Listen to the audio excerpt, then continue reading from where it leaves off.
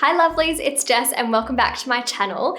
Today's video is about serious productivity. We are going to talk about creating an optimal work schedule, and I'm going to take you through the steps so that you can optimize your work or study schedule as well. I get asked about this so often and I thought, you know what, I really need to make a dedicated video for this. So we're going to talk about how to actually organize all of your time in the day to be your most productive self. So if you want to figure out how to get more done, if you want to stress less, if you want to maximize your time management skills, this video is for you. So keep watching and make sure to give it a big thumbs up or a like to let me know you're enjoying it and finding these sort of videos helpful, and subscribe to my channel because I'd love to have you stick around. So let's get straight into it.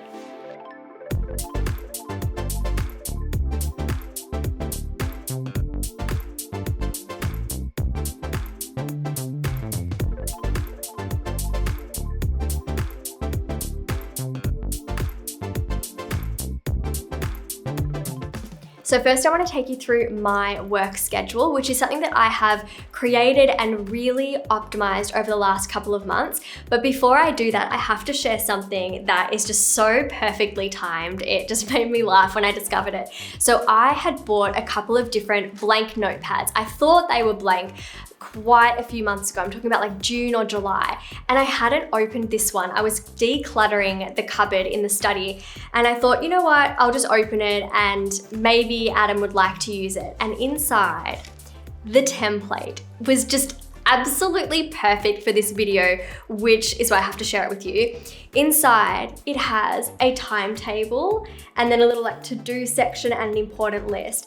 The reason I love this, and I think I'm actually gonna start using this, especially when I'm working like out at the co-working space, just so I can have it written down in front of me, is because it embodies the ability to use the time blocking method. So this is essentially what I've been doing with my work schedule. If you can see my desktop monitor behind me, but you can see that I've actually scheduled essentially every minute of my day from 9 till, for me it's 9 till 3. I don't really use the time blocking approach outside of my typical like work hours. I sort of clock off by 3, take Winston for a walk, and then my afternoons or late afternoon evenings are for myself and Adam. But I like to block out everything that I want to be doing throughout the day, and this is personal and work related. Now you have to be flexible because sometimes things eat into the time that you had allocated for something else, but you'll sort of get the hang of it over time and you'll know how much time to budget for certain tasks. So for me, you can see that I start my days typically with yoga or Pilates, so I've colored that in purple. I just think that being a very visual person, color coordinating your tasks and responsibilities or commitments, it's just a lot easier to be able to see your day at a glance in that sort of way. But then you'll notice that I have my deep work in blue and I've blocked out maximum 4 hours a day. Now, speaking of deep work and why I'm going to really encourage you to incorporate this into your daily work schedules in a particular way, this video is not just how to create your ideal work schedule, it's also like a mini book review, because I just wanted to briefly talk about one of my favorite productivity books for maximizing your overall time and making sure that you're working really efficiently. So it's called Deep Work by Cal Newport. I did feature it on my Instagram account at Study with Jess a couple of months ago when I read it from page to page and just highlighted so much inside. But I did want to just make a couple of notes to briefly touch on in this video to explain why I recommend that you schedule up to 4 hours a day in your schedule, and in particular for deep work. These are the sort of tasks that require a high level of mental energy, effort, attention, focus, compared to things that are more shallow tasks and are competing for your attention. So you'll also notice that my emails or posting on social media, that sort of stuff comes at the end of the day when I've already used up a lot of my mental energy. So this is something to be really mindful of when you schedule your tasks each day and you want to use this time blocking method. So be really mindful of that. But I wanted to briefly touch on this book because I think you'll find it really helpful, and I'll link it down below as well if you want to increase your productivity, overcome distractions, improve your focus. Like, this is the book for that. So essentially, deep work is about sustaining your focus and scheduling every minute of your day, whether it's work-related or personal. And when we do this, we are not leaving extra time to procrastinate or to fill up with what he calls time wasters. And usually that's things like social media, technology, checking our phones and being on our devices and not really allowing our minds to switch off. So that's why he's such a big fan of this time blocking approach, because you're accounting for every minute of every day and you're being really intentional with how you use your time.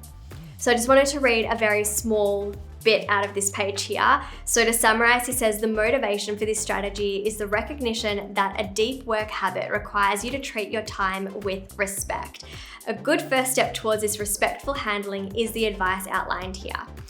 So it's important to really understand that deep work, though, it cannot be the entire schedule.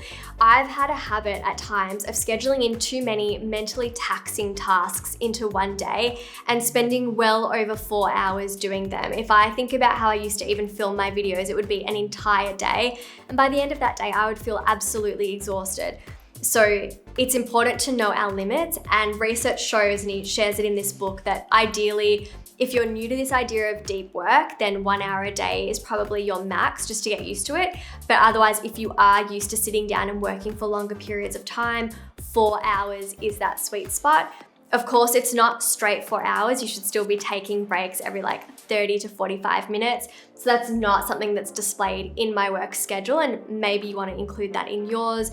Just have a little asterisk or a little dash that you want to remind yourself to take a break.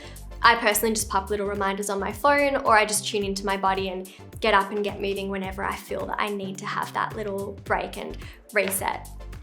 And of course, that's also not discounting the importance of shallow tasks like checking emails or other things that you might have that make up your to-do list and schedule. But it is important to have those shallow tasks scheduled for the end of your work session, so that you're using all of that focus and attention that you wake up with on the most important stuff. You're giving that energy to your top priorities and not to someone else's. So yeah, if you want to learn more about this time blocking approach, definitely check out Cal Newport's work. Deep Work is a really good book. It's one of my favorite productivity ones I've come across. So like I said, it'll be linked down below. But I've really found a lot of value in using this time blocking method to create my own work schedule. It's something that I've really refined over the last few months, and I've just found it to be so beneficial to my overall level of productivity. I'm accounting for everything that's important to me: my work, my tasks, taking breaks, having a lunch break, and of course my commitment to myself in the mornings with exercise like yoga and Pilates. So it gives me those important boundaries that I need in order to be productive, and that's why I really encourage you to do the same. I think you're gonna find it really helpful, and it really does help with work-life balance as well. And of course, you're holding yourself accountable. You have that certainty, that structure, that stability in your day, so that you can even not only routinize your day, but create a productive work habit. So you know when you're starting, you know when you're gonna wind up, and you're gonna have that consistency throughout the day. But of course, being flexible if you need to adjust your schedule as you go. Sometimes different commitments come up, or if you're feeling particularly tired, you might need to adjust your schedule for those reasons too. Personally, I find having my work schedule displayed on my desktop, on my laptop, really helpful. I'll use my diary to schedule in different to-dos and tasks and appointments, but this is essentially my weekly schedule displayed here. So if you wanted to create one for yourself, you can use websites like Canva. I know Adobe have different features that you can use as well. Microsoft Excel, probably you could make one on. Whatever works for you, but I really encourage you to actually draw it out, map it out, use some color, schedule it, and have it somewhere that you're gonna look at regularly. You might even pin it up on your wall, whatever works for you, honestly. But this is something that I've just found really handy. And also, because it's on my laptop, if I go to the co-working space, then I open it up and it's right there in front of me. So if you found this video helpful for creating your optimal work schedule, let me know in the comments, give it a big thumbs up to let me know. If you want more tips around productivity, I think I'm gonna film some more videos around this topic in the coming weeks, maybe even sharing some other fantastic books around productivity and time management. But you can also check out my study skills book, The High School Survival Guide, if you're in high school. It'll be a link down below as well, but I will leave Cal Newport's work too. And I'll see you all very soon with another video. So have a great week and yeah, chat soon. Mwah. Bye.